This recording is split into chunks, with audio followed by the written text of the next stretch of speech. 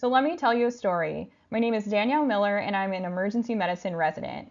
Besides being a resident, I was an English major in college, in part because I've always wanted to explore the connections between medicine and literature. I've stumbled upon many novels which have doctors as characters, and while reading these novels, it's always been interesting to me to see how doctors are portrayed. So, what are doctors like in these novels? Are we the heroes, the victims, the villains? And I thought, what better way to explore this question than by choosing three great American novels that span the 20th century and all of which have doctors as characters. Besides telling you about some of my favorite novels and why they are culturally important, I'll also analyze how doctors are portrayed in literature and why this matters. So sit back, relax, and let me tell you a story. The first story is Winesburg, Ohio, written by Sherwood Anderson in 1919. It is most known in the literary world because it revolutionized the course of the American short story, from originally focusing on plot twists and turns to focusing more on the emotional lives of characters. There are two doctor characters. So the first doctor we meet is Dr. Reefy, who's old and quite frankly ugly. A young, attractive patient comes to visit him, and she's pregnant and has no husband. So, what does this doctor do? He marries her. And how does that marriage go? Well, she mysteriously dies a few months later, and he gets all of her money. The second doctor is Dr. Percival, who, when introduced, states, "If you've ever have your eyes open, you will see that although I call myself a doctor, I have mighty few patients. It is not an accident. I do not want patients."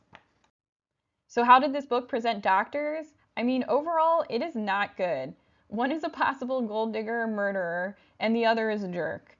So 1919 wasn't a great year for doctors. So let's fast forward 20 years to the next novel, and maybe the next doctor character will be more redeeming. In Dubious Battle was written by John Steinbeck in 1936. It was extremely controversial at the time, as it reads almost as a how-to guide on leading a communist revolution. The doctor character in this book is Doc Burton, who is hired by the Communist Party to be a doctor for a camp of apple-picking migrant workers as they go on strike for better wages. Doc Burton is an odd character because he takes no side in the conflict, but prefers instead to observe the conflict like a science experiment. As one of the communist leaders says to Doc, "You work with us all the time, you never get anything for it. I don't know whether you believe in what we are doing or not. You never say, you just work." And Doc responds, "I could tell you the things I think. You might not like them. I'm pretty sure you wouldn't like them." He is portrayed as unbiased, saying, "I want to see the whole picture and not limit myself to good or bad," but also portrayed as unfeeling, like he wants to see this violent battle between the migrant workers and police, saying it is like watching when Streptococcus invades a wound. So how does this book portray doctors? I mean, doctors are willing to help, but in general are aloof and unfeeling. So maybe better than Winesburg, Ohio, but still not an excellent commentary on doctors. All right, so let's fast forward now 50 more years to the 1980s and the next novel. White Noise was written by Don DeLillo in 1985, and it is the example of the postmodern novel. Postmodernism was this movement across art and literature that was a lashback against formal notions that the world was objective and humans were rational, but rather that the world is chaos. In the novel, Jack Gladney, a Hitler studies professor, is living peacefully with his quirky family until his life is suddenly altered by the airborne toxic event. A train car derails and releases a chemical, niodine derivative, into the air, and no one knows what effect it'll have on humans. But unfortunately, Jack is exposed for 2 minutes, and the rest of the novel is Jack dealing with the question of if he's going to die. Doctors in this novel are godlike characters that tell Jack very little information. For example, Jack is told he has an elevated potassium. So Jack asks, "What does this mean?" And the doctor responds, "There's no point you knowing at this stage." Jack asks, "What might this be a sign of?" And the doctor responds, "It could mean nothing. It could mean a very great deal indeed." "How great," says Jack. Now we're getting into semantics, says the doctor. The less you know, the better.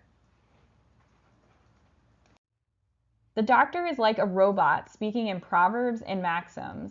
And Jack is finally referred to a center that will tell him if he's going to live or die. And there, he's just given a new lab printout, told that he should just take the envelope to his doctor, as your doctor will know the symbols. So overall, it's unclear whether doctors honestly know everything in this novel or if doctors know nothing and are keeping secrets to prevent hysteria. So in this novel, doctors are portrayed as either knowledgeable robots or unknowledgeable mystics who read symbols. But overall, no information is given to patients. In conclusion, we have now seen doctors as characters in 3 great American novels across the 20th century, and what have we learned?